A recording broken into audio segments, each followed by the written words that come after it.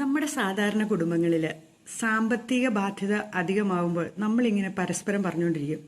ഓ, അതെങ്ങനെയാണ്, ബാങ്കുകാർ കൊണ്ടുപോയി, അവർ കൊണ്ടുപോയി, ഇവർ കൊണ്ടുപോയി, അല്ലെ അങ്ങനെ കടം മേടിക്കേണ്ടി വന്നു, ഈ അവസ്ഥ എനിക്ക് ഉണ്ടായി എന്നൊക്കെ നമ്മളിങ്ങനെ പറയാറുണ്ടല്ലേ. പക്ഷെ നമ്മളതിൻ്റെ സത്യാവസ്ഥ ഒന്ന് മനസ്സിലാക്കി നോക്കി. സാധാരണ കുടുംബങ്ങളിൽ കാണിക്കുന്ന ഒരു പരിപാടിയുണ്ട്. മക്കളെ ഒന്നും അറിയിക്കാതെ വളർത്തും. 100 രൂപയുടെ മുണ്ട് കൊടുത്ത് അല്ലെങ്കിൽ ഒരു 50 രൂപയുടെ ചെരുപ്പ് ഇട്ട് മാതാപിതാക്കൾ നടക്കും.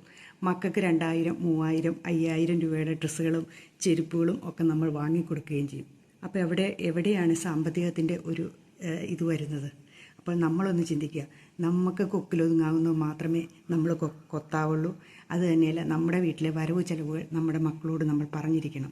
അത് അല്ലാതെ പിന്നീട് പോയി പിടിക്കാമെന്നോർത്തിട്ടുണ്ടെങ്കിൽ, അവരെ വിഷമിപ്പിക്കേണ്ട എന്നോർത്ത് പറയാതിരുന്നിട്ടുണ്ടെങ്കിൽ നമ്മൾ സാമ്പത്തിക ബാധ്യതയിൽപ്പെട്ട് നമ്മൾ തകർന്നടിഞ്ഞു പോവുകയുള്ളൂ.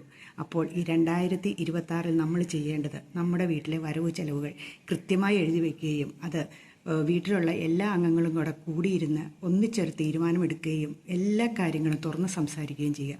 അത് കഴിഞ്ഞിട്ട് നമ്മൾ ജീവിക്കാൻ ശ്രമിക്കുക.